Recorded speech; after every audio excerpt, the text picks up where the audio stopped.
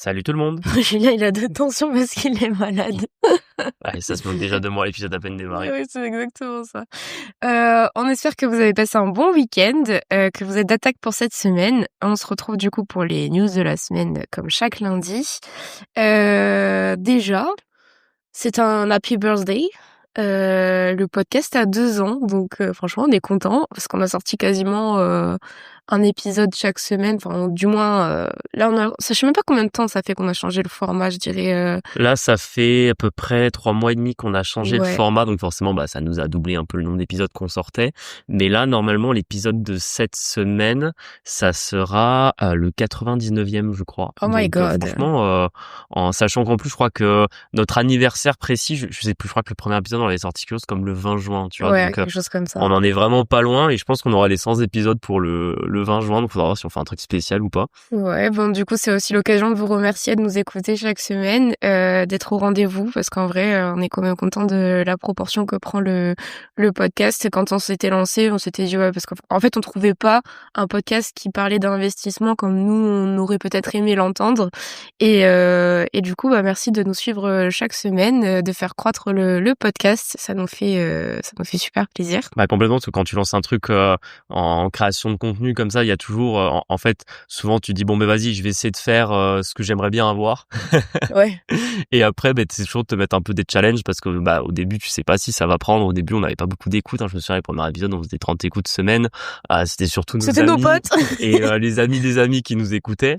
Et on s'était dit bon, il y avait le fameux stat, je crois, sur les podcasts. On en avait parlé entre nous. Tu te souviens au début Ouais. il y a une stat qui te dit, je crois, que 97% des podcasts ne vont pas jusqu'à l'épisode 5, un truc comme ça, et puis que quand t'arrives grosso modo à l'épisode 10, t'es dans le 1% des podcasts. Je m'étais dit, c'est quoi, nous, on pousse le truc, on fera au moins 20-30 épisodes et on fera un peu un bilan. Et au final, au début, la vérité, c'était un peu mitigé. Je pense que les 3-4 premiers mois ont été un peu longs pour nous. Je crois que tout le monde passe par ce no man's land du podcast, en fait. Et c'est le moment où tu dois pas lâcher. Et après, heureusement, on a eu quelques accélérations. On a pu, entre guillemets, recevoir des invités qui avaient des communautés, des fois se faire inviter sur d'autres podcasts. Ça nous a pas mal aidé. Et 2 ans après, on est toujours là. On a toujours des idées.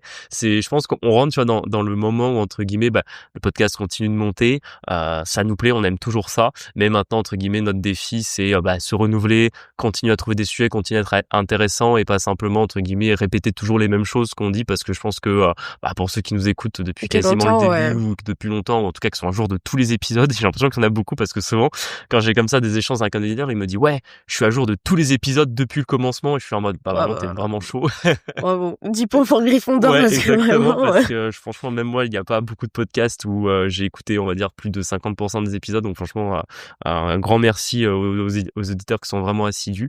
Et voilà, aujourd'hui c'est pour nous le truc de savoir où on va aller, continuer à se renouveler. Je me souviens qu'en début d'année on vous avait proposé certains formats qu'on n'a pas encore pu lancer, mais bon, ça ne saurait tarder. C'est vrai. En fait, je pense que peut-être qu'on s'est un petit peu aussi fourvoyé sur la quantité de choses qu'on avait à faire. Non, c'était dit, vas-y, il n'y a plus les CDI, ça va être vraiment pépouze. La vérité, c'est que pas tant que ça au final, parce qu'au niveau de l'IMO, on galère toujours un peu, on vous en parle un petit peu chaque semaine. Donc c'est vrai que le temps dédié à la création de contenu est des fois un peu dur à allouer, mais on espère le faire monter en qualité aussi, d'avoir des formats vidéo, le faire produire sur certains invités. Mais là aussi, quand en fait vous prévoyez des invités, en fait souvent ils sont pas sur le secteur, il faut monter à Paris, il faut prendre une boîte de prod, tout ça prend, coordonner les emplois du temps, ça demande du temps et du travail.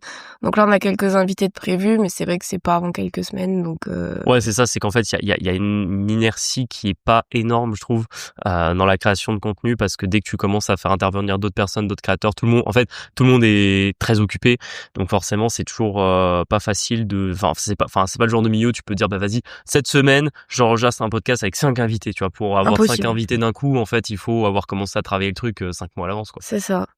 Donc aussi n'hésitez pas, s'il y a des choses que vous voulez écouter sur le podcast, des formats ou quoi, n'hésitez pas à nous faire des suggestions, on répond à tous nos DM, j'espère. Normalement il y en a aucun qui passe à la trappe. Il y avait le format Success Story, c'est vrai qu'on avait teasé, qu'on n'a pas encore fait. Il est pas oublié, il est juste dans un placard. Quand ce sera le moment, on va le prendre, on va le décrocher, on va le monter en l'air, parce que je pense qu'il y a un truc à faire derrière. C'est ça. Donc, joyeux anniversaire QLBD. On espère le tenir encore, encore quelques temps. Donc c'est cool. D'ailleurs, tu sais que je suis en train de penser parce qu'on on se fait quand vous avez comme ça l'épisode du lundi, on se fait une petite liste en avance pour pas partir dans tous les sens des sujets qu'on vous raconte. Et j'interromps Marie parce qu'en fait, il y en a un qu'on n'a pas noté et en fait, il vient de te pop. qui vient de me pop comme ça. Encore une belle boulette d'un agent immobilier ce matin. Je reçois, bon, forcément dans des groupes d'investisseurs, etc. Il y a un agent immobilier qui publie sur le groupe et qui parle d'un immeuble hyper bien placé dans une grande ville près de chez nous, en nous disant ouais, il y a 8 appartements à la vente dans un immeuble, machin. Globalement, c'est entretenu. Donc bon, il y a des petits travaux de rafraîchissement, mais grosso modo, c'est pas un bien qu'il faut entièrement rénover. Et on a le rapport locatif au prix et on nous annonce 450 000 €. Et moi, vraiment, je calcule tout de suite, on a plus de 10% de rendement dans un truc super bien placé. Bon, c'est un quartier où on a habité en plus. Ouais, c'est un quartier en plus on a habité à l'époque. On était étudiant, ouais. Je suis pas bête non plus. Quand on m'annonce ce genre de truc, je mets toujours, il y a un loup, il y a quelque chose qui explique le prix. Mais bon, je me dis, en vrai, ça m'intéresse, je veux aller voir, tu vois. Parce que c'est toujours pareil, quand il y a un loup, entre guillemets, c'est toujours, est-ce que tu seras capable de le gérer ou est-ce que le prix qu'on t'en demande compense le défaut ou le red flag ou pas, tu vois. Et en fait, du coup, tout de suite, on voit un message pour prévoir une visite rapide parce que c'est le genre de truc où, entre guillemets, si c'est pas si grave, ça part en 2-3 jours sur le type de bien. Et 1 heure après, je réponds pour envoyer un message, je me dis, en fait, le prix, c'est pas 450 000, c'est 850 000. J'étais là, waouh! Et vraiment, je me dis, mais comment on peut se tromper de moitié sur le prix, tu vois? Enfin, je veux dire, même elle, en tant qu'agent IMO, elle a dû se dire, je sais pas, genre, moi, on m'annonce 450 000 sur cet immeuble-là, il y a un problème, je vérifie l'info avant de commencer à diffuser à tout le monde, tu vois? Parce que forcément, moi, je me suis déchauffé instant, parce que 850 000, honnêtement, pour moi, c'est beaucoup trop cher. Alors, certes, c'est bien placé, etc. Mais c'est un peu plus réaliste. 6% de renta, quoi. Ouais, donc, on est passé de 11 à 6% de renta. 6% de renta, je me déplace pas, parce que même avec la meilleure des négociations, on sera à 8%, et 8%, on n'achète pas, quoi. Sachant que moi, je me dis, tu vois, à la limite, tu peux faire du patrimonial. À 6%, c'est quand même une renta, tu vois. C'est sûr que tu dégages pas un cash flow. Mais en soi, t'amortis du prêt oui, tous les mois. Et d'un autre côté, moi, je me dis, vas-y, t'as un bien que pour 6%. Ok, t'amortis le prêt. Mais en fait, toute la gestion qu'il y a, parce que c'est des biens d'habitation, du coup. C'est des studios étudiants. Des studios étudiants, voilà. Donc, il y a quand même un turnover de malade. Je me dis, en gestion, ça doit être tellement chiant. Genre, du coup, les 6%, moi, je pense qu'ils sont vite bouffés par Oui, c'est ça. Enfin, je veux dire, à du 6%, moi, le monde, honnêtement, sur un investissement, j'accepte du 6% de renta, c'est parce que, genre, mon locataire, c'est, je sais pas, c'est les Galeries Lafayette ou je sais pas, moi, une grande franchise nationale ou McDonald's, tu vois. Et à Paris, tu penses, tu pourrais ou pas accepter 6%? Oui, après voilà, tu me dis Paris, forcément Paris 6%, ouais. C'est déjà pas mal. Alors sur de l'habitation, honnêtement 6%, même à Paris, je le ferai pas, mais sur du commercial bien passé, ouais voilà, 6% en vrai, il y a un moment donné où c'est OK parce que tu auras potentiellement aussi une prise de valeur patrimoniale du fait que la zone est attractive d'un point de vue commercial, tu vas avoir le truc de des fois sur les biens commerciaux dans notamment Paris, honnêtement en province, je l'ai quasiment jamais vu mais ça se fait à Paris. Des fois, tu peux avoir une partie de ton loyer qui va être indexée sur le chiffre d'affaires ou l'évolution économique du business de ton preneur. Ah ouais? Ouais, ça existe, les clauses d'indexation comme ça. Donc, tu te dis même que, entre guillemets, si économiquement ça s'améliore un peu, si ton preneur il évolue, tu peux avoir un petit pourcentage de son chiffre d'affaires qui viendra en plus agrémenter ton loyer, donc augmenter un peu ta rentabilité par là. Ça peut s'accepter, mais honnêtement pour de l'habitation dans une ville de province, 6%, même pas je me déplace quoi. Mais bref, ça me fait rire parce que c'est à nouveau la boulette de ce matin où tu sais d'un coup tu sais t'as la petite adrénaline, commence à avoir les petits frissons de oula je vais aller visiter un truc là il y a moyen, on n'avait pas prévu de faire d'OP pour l'instant, mais quand nous propose un banger, forcément on se déplace, tu vois, et là d'un coup en fait non, on n'ira pas. C'est retombé comme un soufflet. Exactement. J'en profite rapidement pour faire une dernière relance sur les places de coaching parce qu'on en a ouvert 5, il en reste 2 je crois. Voilà, si jamais vous êtes intéressé par un de nos accompagnements, n'hésitez pas à vous manifester parce que une fois que c'est pris, je pense qu'on n'en réouvrira pas avant septembre ou octobre parce que pour nous c'est plus simple à gérer au niveau des emplois du temps et même la qualité de nos accompagnements. Donc quoi? Non, mais tu me verras parce que tu dis nos accompagnements comme si on avait 10 offres. Tu sais, en soi aujourd'hui ce qu'on propose c'est un accompagnement ultra. Non mais parce que à chaque élève il y a un accompagnement. Ouais, je suis d'accord, mais la manière du coup dans la phrase ça le fait, on dirait qu'en fait, on a 4 offres différentes. Non, Oh on a non, non, une offre, on vous accompagne de A à Z pour investir, pour commencer à prendre vos finances en main, votre patrimoine. Et effectivement, comme vient de le dire Marie, si vous voulez vous manifester, c'est maintenant, parce qu'après, à mon avis, avant la rentrée, il y aura plus de place, sauf si, des fois, ça peut arriver, des fois que pour X ou Y raison, on est quelqu'un qui change de projet ou qui arrive plus rapidement que prévu au bout de ses opérations. Donc, on peut avoir une place ou deux qui se libère dans l'été, mais ça sera vraiment pas garanti. Donc, si vous voulez passer à l'action, c'est maintenant. Yes. Tu veux faire peut-être une actu sur le bull run crypto? Pourquoi est-ce que je dis ça? C'est parce que Julien, il a alors c'est pas un accompagnement que t'as, mais c'est un abonnement, c'est ce qu'on pourrait dire, je Ouais, sais c'est ça. pas. C'est un abonnement. Grosso modo, c'est un investisseur crypto que je connais pas maintenant depuis pas mal d'années, avec qui on a beaucoup échangé. Et lui, aujourd'hui, un peu son business. Alors, c'est pas de l'accompagnement individualisé, c'est plus de l'accompagnement de groupe. Et moi, ça me va parce qu'en fait, même pour me faire accompagner tout seul, j'aurais pas le temps, en fait, Ouais. pour avoir des calls, etc., hebdomadaires ou ce type de choses. Du coup, entre guillemets, comment ça marche? Il fait des lives, en fait, un peu toutes les semaines et il fait la compilation du marché. Et moi, pourquoi je suis là-dedans, c'est qu'en fait, ça me fait gagner énormément de temps parce qu'en fait, ça m'évite de devoir lire de D'éplucher l'actu, l'actu, ouais. d'éplucher les graphes, etc. En réalité, j'aime bien ça, mais la journée dure 24 heures, quoi. Du coup, je peux pas le faire toutes les semaines, je peux pas être aussi à jour que je le voudrais. Plus, des fois, il va donner des petites news, il y a des petites choses à savoir que sur lesquelles faut être réactif. Et en fait, c'est son job, du coup, de faire ça pour moi. Enfin, je suis pas le seul, hein, on est plusieurs dans le groupe. Et c'est vrai que du coup, cette semaine, j'ai regardé un des lives avec Marie. Marie était très étonnée du discours qu'avait le gars. Il était très pessimiste sur le Ouais. marché. Et en fait, ce qui m'a étonnée, c'est juste que j'ai l'impression que personne n'en parle. Et au final, j'écoutais d'une oreille quand Julien était en train de regarder ça. Et d'un autre côté, j'ai trouvé que c'était quand même assez pertinent. J'ai l'impression que personne n'en parle trop. Et j'ai l'impression que c'est surtout de plus en plus probable. Alors après, moi, je suis pas la reine des cryptos, hein, j'avoue. Je suis ça par rapport à Julien. Mais est-ce qu'on serait pas sur une fin de bull run, du coup? C'est la question qui est posée. Après, attention, hein, la fin de bull run, il y a des gens qui en parlent depuis le mois de novembre. Au moment où ça commence un peu à monter pas mal après l'élection de Trump. Est-ce qu'on y est, est-ce qu'on n'y est pas? Pour moi, c'est compliqué. Bien sûr, il y a l'aspect Madame Irma, personne ne saura Ouais, vraiment personne si ne on sait, est, ouais. si on n'est pas. Ce qui est intéressant de savoir dans cette question, c'est plutôt quelle est la position. Et entre guillemets, moi, j'avais un peu, par exemple, il y a 3-4 mois en arrière, maintenant, j'avais j'avais une autre stratégie. J'étais en mode, si ça continue de baisser, on est juste dans une correction du cycle et je rachèterai autant que je peux. Et potentiellement, on verra quand le cycle repart. Et maintenant, je pense que je suis passé sur une stratégie un peu plus attentiste, dans le sens que pour moi, les événements récents ont un peu perturbé plus ou moins ce que tout le monde attendait ou tout le monde imaginait sur le bull run. Et maintenant, il y a de l'incertitude. Alors toujours pareil, c'est quand il y a de l'incertitude qu'il y a souvent de la rentabilité aussi à avoir. Mais pour autant, je serais pas aussi confiant que je l'étais il y a plusieurs mois. Après, encore une fois, tout dépend toujours de votre stratégie. Vous avez 2-3 000 euros en crypto, entre guillemets, continuez de prendre des risques, continuez de rester investi, parce qu'en fait, dans le pire des cas, vos 2-3 000 euros, ils seront bloqués jusqu'au prochain bull run, ou tant pis, Oui, ouais. vous passerez le marché baissier sur cette somme-là. Ok, c'est une somme, mais je veux dire, c'est pas quelque chose, tant que vous êtes sur du Bitcoin ou de l'Ethereum, ça ira pas à zéro. Maintenant, quand vous commencez à avoir des portefeuilles plus conséquents, ce qui est un peu notre cas, on n'a pas envie d'être genre entre guillemets full investi si maintenant on commence à partir en marché baissier. Et autant pour moi, il y a 2-3 mois en arrière, je voyais pas forcément de monde pour le marché baissier parce que moi, plus ou moins la guerre commerciale de Trump sur les tarifs douaniers, pour moi, c'est un épiphénomène qui allait rapidement se terminer. Et là, maintenant, j'en suis un petit peu moins confiant. Pas tellement sur l'aspect guerre commerciale, même si la tournure que ça prend en mode chaque semaine, on nous annonce une bonne nouvelle, puis 3 jours après, elle est démentie parce que il se met pas d'accord avec les Chinois, il se met pas d'accord avec les Européens, il dit qu'il va se calmer, puis il dit attention, dans quelques semaines, je vais encore envoyer une nouvelle salve de tarifs douaniers. Je trouve que ça rend illisible, en fait, le marché, ça crée beaucoup d'incertitudes sur les news échos qui peuvent arriver.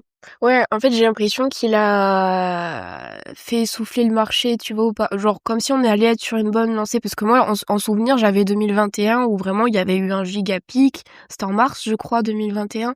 Et après, voilà, c'était retombé, mais c'était marqué, en fait, la fin du bull run. Et là, en fait, j'ai l'impression que l'ascension qui aurait pu être prise, avec la nomination de Trump et tous les changements qu'il y a eu, en fait, avec ces histoires de guerre commerciale et le fait que l'économie elle est pas au top, en tout cas en Europe et je pense un petit peu aussi aux États-Unis, en fait ça a plafonné le sommet. et que du coup, tout le monde se désolidarise un petit peu d'espérer d'avoir des gains gigantesques, tu vois. Alors, je suis partiellement d'accord avec toi. Pour moi, la vision est un peu différente. Moi, je suis pas du tout sur une vision de prix ou de montant ou de la manière dont les graphes augmentent. Moi, je suis surtout Mais les sur mecs une... rentrent et sortent quand même. En fait, je suis surtout sur une vision de sentiment de marché. Et en fait, moi, j'aime les marchés qui sont très polarisés. C'est-à-dire qu'en gros, tu fais beaucoup d'argent sur les marchés quand tu as une grosse moitié qui pense que ça très fort, que ça va monter et que tu as une grosse moitié qui pense grosso modo que ça va baisser. C'est dans ces moments-là que tu vas avoir des mouvements qui vont être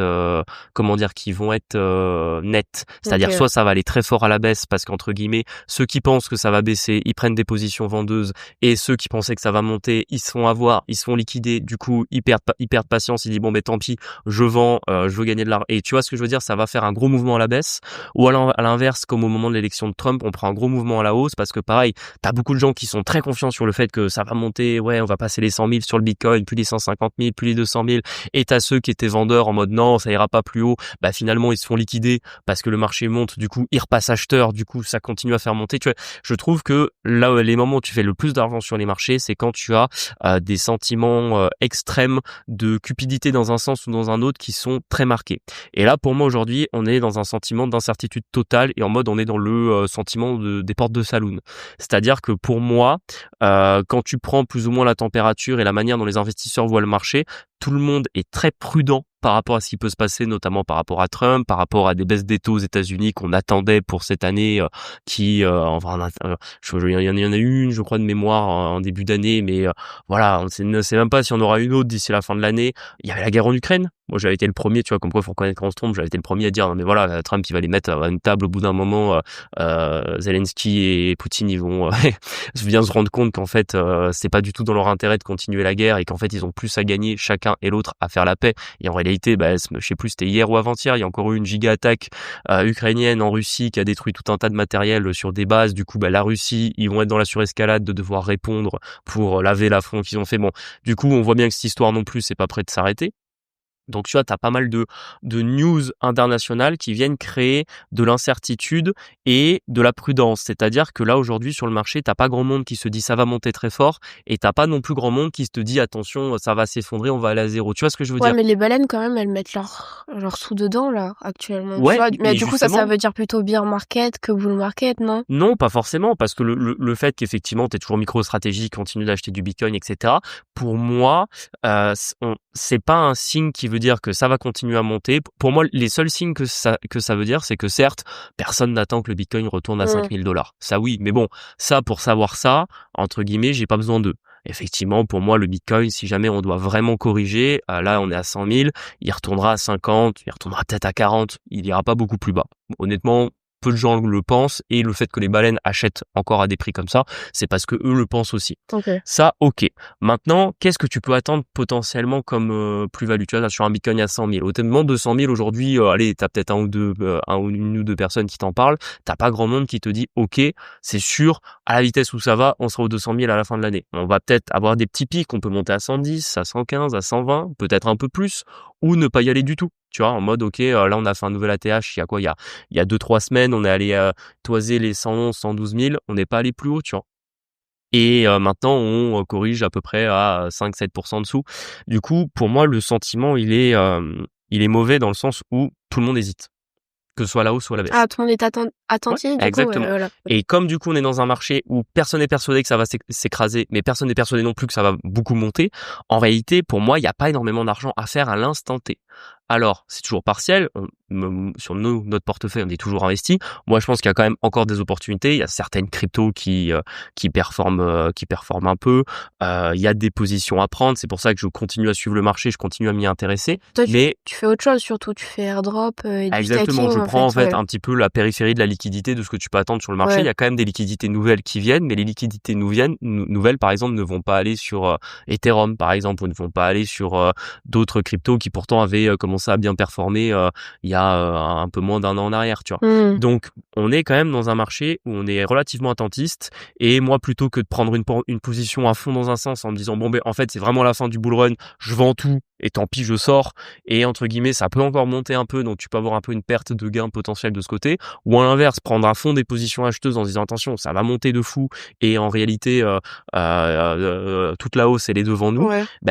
j'ai pas de sentiment particulier dans ces deux côtés. Pour moi, on est dans l'attentisme, on est un peu dans un marché d'hésitation. Du coup, moi, je me mets comme tout le monde, je me mets en hésitation. Ça veut dire qu'en fait, j'ai toujours un pied dedans. Il y a toujours une partie portefeuille investi et j'ai quand même récupéré un peu de liquidité, de me dire que, ok, si jamais le sentiment évolue et qu'on passe sur un marché qui est totalement euphorique dans un sens ou dans un autre, il y aura des liquidités pour prendre des positions ou se hedger en conséquence à la hausse ou à la baisse. Ok. Mais le truc aussi, c'est qu'on n'a pas spécialement beaucoup de bull run derrière nous, tu vois, par rapport aux bourses, etc. Du coup, c'est un des premiers, non, qui fonctionne un petit peu comme ça. Oui, 2021, je me rappelle pas que ça avait été aussi long, du coup. Après, j'ai peut-être pas la bonne réflexion, tu vois, genre... oui, non, en réalité, c'est toujours pareil. Tous les bull runs se ressemblent sans se ressembler. En fait, chaque bull run a un petit peu son leitmotiv. Euh, Typiquement, le fait que tout le monde pensait qu'il y aurait un bull run et une alt season, Ouais, pour voilà, moi, ouais. vient justifier un peu le fait qu'il n'y en ait pas, dans le sens que c'est toujours pareil. En bourse, à partir du moment où tu as une certitude, c'est souvent l'inverse qui se produit. Tu vois, après, c'est normal parce que si tu as une certitude, ça veut dire que tu as des gens qui vont anticiper. Si tu as des gens qui anticipent, ça veut dire que potentiellement le marché va suivre l'anticipation et pas les gens qui pensaient que ça se passerait comme ça, tu vois. Donc, en réalité, pour moi, le fait que ça se passe différemment, c'est pas totalement impossible. Moi, vraiment, encore une fois, la season, elle est possible comme elle n'est pas, comme elle est, elle peut aussi ne jamais arriver. Pour moi, c'est plus, on est vraiment sur un marché qui, quoi qu'il arrive, un peu comme le marché action, est accroché à l'environnement géopolitique actuel. Et celui-ci est assez incertain dans le sens que ça peut très vite s'améliorer. On peut imaginer, je sais pas moi, d'ici août-septembre, paix en Ukraine, fin des histoires sur les tarifs douaniers, Fed qui décide de baisser ses taux, comme on peut aussi être dans un scénario un peu catastrophe de récession aux États-Unis, Fed qui décide de toujours pas baisser ses taux, Ouais, ouais, de guerre en Ukraine qui reprend en intensité, de peut-être conflit qui s'élargit, on sait pas, tu vois. ouais, ouais. Donc d'un marché en début d'année qui était relativement optimiste suite à l'arrivée de Trump, on est passé sur un truc où maintenant on est attentiste. Et encore une fois, c'est pour ça que des fois tu as des analystes qui te disent si ça tombe, c'est peut-être pas la fin du bull run, peut-être que le bull run est reporté, en mode peut-être qu'on peut avoir un long bull run qui peut s'étaler sur la fin de 2025, sur peut-être 2026, ou à l'inverse, en réalité, les ATH qu'on a vus, ils sont déjà passés, et en fait, Oui, soit on va voilà, ouais. rester en dessous, on va peut-être pas beaucoup corriger aussi, parce que tu vois, le fait qu'on avait des gros bull runs et des grosses corrections derrière, ça venait du fait que, je sais pas moi, forcément quand le Bitcoin en 2000 entre 2020 et 2021, il passe de 5 000 $ à 60 000, bah forcément derrière il repasse de 60 000 à 18 000, tu vois. Il y a un effet de correction qui est inversement proportionnel à la montée à peu près, tu vois. Là aujourd'hui, on n'a pas non plus certes, le Bitcoin a bien performé, on est du coup passé de je sais pas moi, il y a un an, on était environ à 40 000, on est passé à 100 000.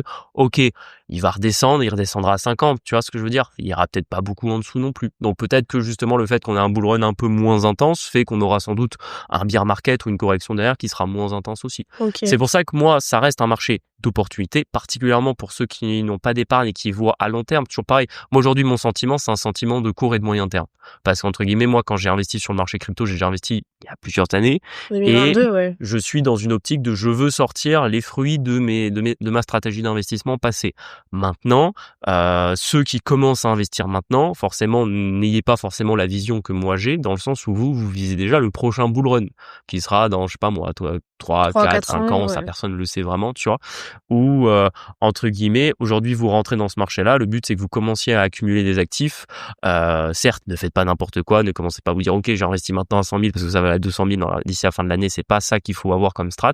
Mais c'est vrai que par exemple, pour un acteur qui a déjà un portefeuille relativement investi dessus, c'est un peu ma vision que j'ai aujourd'hui. Ok.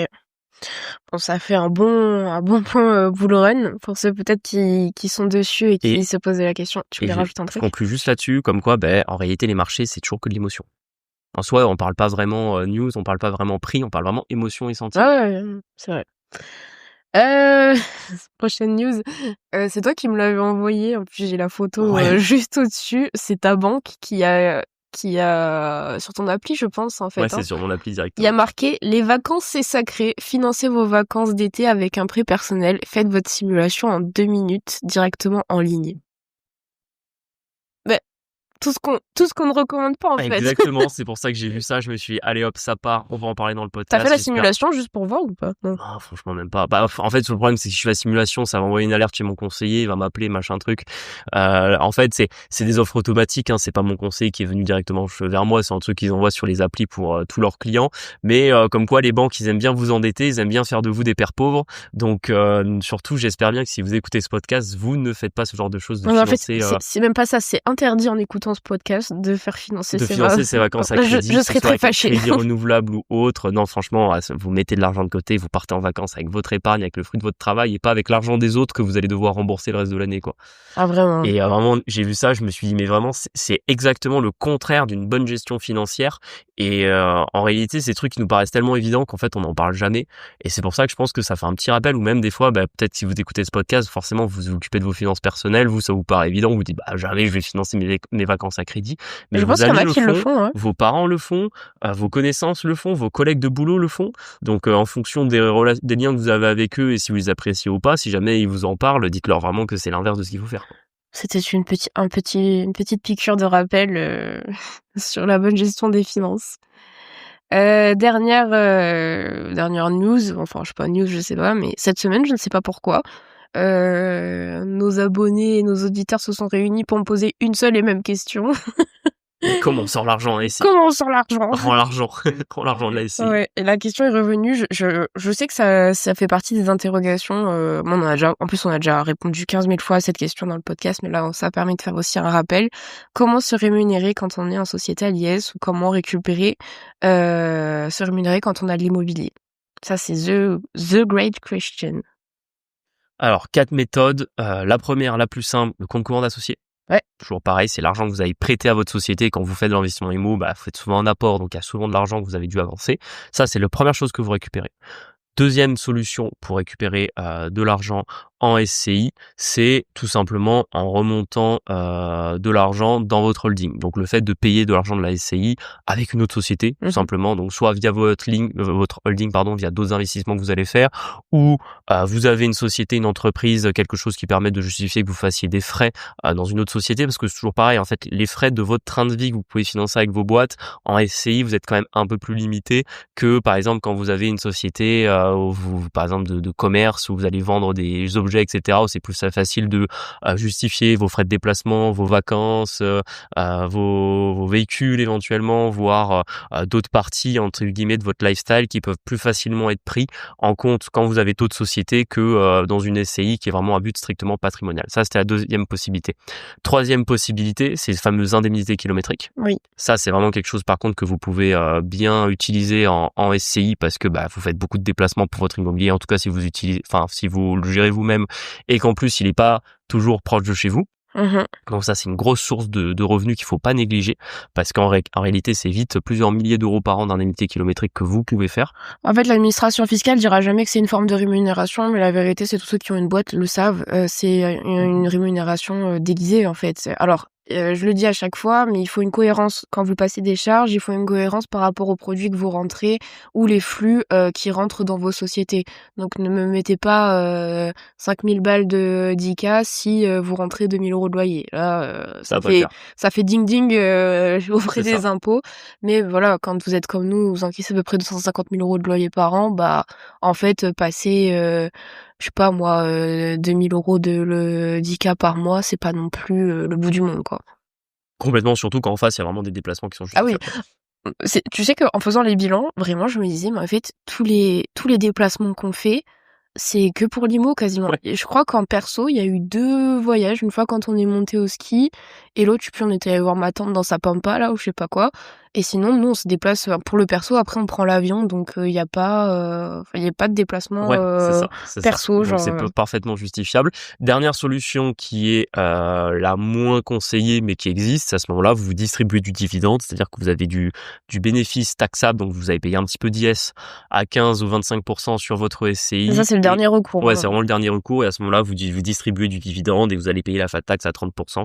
C'est un peu le cas le moins favorable parce que c'est celui où vous payez le plus plus d'impôts sur vos loyers nets. Mais par contre, entre guillemets, si vraiment vous avez pas le choix, ça peut se faire.